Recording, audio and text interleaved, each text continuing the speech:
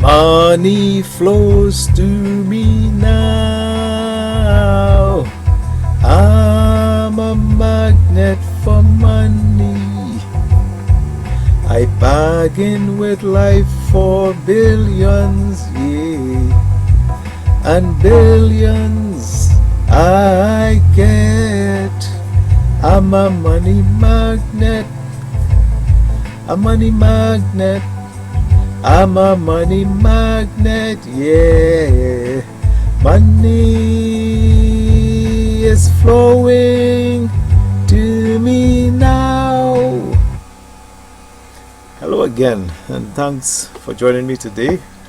We're going to continue our discussion on wealth. And it's an important discussion because if you were to examine yourself in a lifetime, you would have made like lots of money. And if you don't have any, it has nothing to do with the fact that you didn't make any. It has to do with other factors, and I think you should examine those factors, especially now in your life. I woke up one morning, and it's like I do believe God speaks or the universe speaks, but this question was asked. I think it was 5 o'clock in the morning or something like that. What is true wealth? And I didn't answer the question, but then the thoughts went on to express the same question: what is true wealth? And then it says, suppose you have a table in your living room, but in order to get that table, you went to the bank, and the bank financed that table for you, and you brought that table home as your table. You signed all the documents, as an owner of the table. But if you were to fail in making payments for that table, guess what? The bank can come and take that table away from you and sell it. They can do whatever they want with it. And the reason for that is because they own the table and not you. So if you thought you were wealthy by owning a table, you're actually not. You're poor. And that's the difference between wealth and poverty, right there. Anyway, so the conversation continued into a different realm where it says, so if you went to the bank with $40 and said, I want to get a $100 table, and then you give the bank the $40 and the bank lends you the $60 to buy the $100 table, and you take that table home, to whom does the table belong? The table belongs to the bank.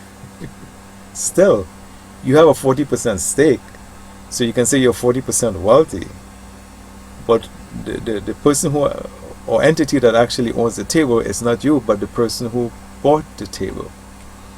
So you are truly wealthy when you own everything in your life. There are a lot of people today who are not wealthy. They have Lamborghinis or Porsches, they live in penthouses, they make maybe $100,000, maybe even $500,000 a year. They don't have a savings account. They're wearing their Rolex watches and their fancy Armani suits or whatever, and they're poor like a rat. And I've heard a lot of testimonies from people like those who come across flashy and they get all this respect, and one day they just went, oops, crash, and then they will tell you the truth. They were artificially rich. There's a word for that. I'm not going to use it here, but they're artificially rich. So true wealth is if they had owned all these things, not the bank and the finance companies, if they truly own all these things, then it would always be theirs. But when you have to borrow money to look wealthy, you are actually poor. And that right there is a poor mindset. When I was growing up, we had this calypso in Trinidad: rich man say him poor, and poor man say him rich. I know a lot of people today. I know a billionaire today, and I've met him personally, and he listens to a radio for his news that he bought in the 1960s. And when I heard that, it's like, you serious? Here we are in 2020, we have so much modern gadgets and electronics, and this guy is still listening to a radio from the 1960s. I have met uh, a, a lady who's a lawyer. Her husband is a lawyer, she's also a lawyer. And I had done some work for them. And she used to dry her paper towels after she used them every day and reuse the paper towels. And in my mind, you guys got to be joking. You're living in the richest part of the city. All the houses in this place is worth over at least $2 million, between $2 and $8 million in this area. So they're not poor people. But they're practicing something that you call rich. Right? I spoke about a friend of mine who I mentioned earlier, who was also rich, and she didn't even know she was that rich, but she lived so frugally. And so rich is a mindset. It's a way of thinking. And that way of thinking is what leads to the destination of wealth. And you could be truly wealthy if you follow that path of wealth, where you own what is yours. But the first thing is you have to become wealthy. If you have poor thoughts, you're going to have a poor life.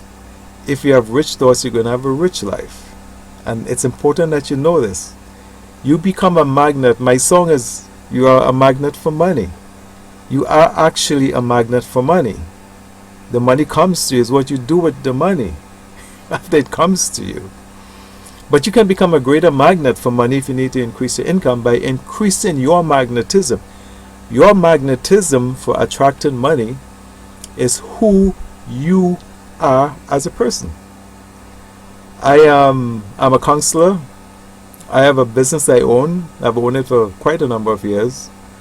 I am a public speaker. I'm a writer. I am also a musician. I get a little bit of money from all these areas. But I made myself wealthy, meaning that I have all these attributes and talents that I can put to work for me.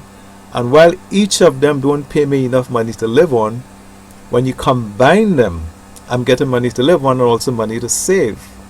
So you have to become wealthy first, where you are paid for being just who you are.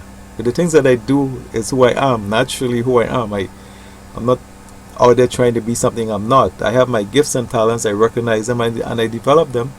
And after a while, it turns into money. If you do what you love and you do who you are, it will turn into money. And lots of money, because you become a professional you. And you can take that into any arena. Michael Jordan, why? He just throws the ball around. And anybody you want to think about, they become a professional then. It's a simple sport, but they're making millions because of who they become. So wherever you are in life, you have to become wealthy in order to manifest wealth. And after you manifest wealth, that's when you take that money and you invest it properly. Right? The bank lends you $1,000 on a credit card, and in 35 years, let's say you buy that table from the bank we talked about earlier, okay, on $100. Well, let's say the table is $1,000, let's say, and you bought that table for $1,000 on a credit card. In 35 years, you would have paid the bank $512,000, and you'd be still owing the bank that $1,000 and making that minimum payment. You can turn the tables around where you understand that if you invest your money at a certain interest rate, which you can get, right, if you study investing, in 35 years, you will have the same amount of money in your pocket. Never mind the bank have your money in their pocket. You can turn the tables around. And that's where wealth thinking is. You got to think differently. You got to understand money and how it works. Other people are taking your money and making money. You can keep your money and make money. Okay? The principles are very easy. But it has nothing to do with getting into debt. You stay away from debt. Debt is a cancer in your pocket. And a lot of people feel that's the answer.